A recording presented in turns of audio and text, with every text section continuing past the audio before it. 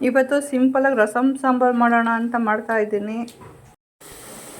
ರಸಮ್ ಮಾಡ್ಕೊಳ್ಳೋಕ್ಕೆ ಒಗ್ಗರಣೆಗೆ ನಾನು ಸಾಸಿವೆ, ಜೀರಿಗೆ, ಮೆಣಸಿನ್ಕಾಯಿ, ಈರುಳ್ಳಿ, ಕರಿಬೇವು ಹಾಕ್ಕೊಂಡಿದ್ದೀನಿ.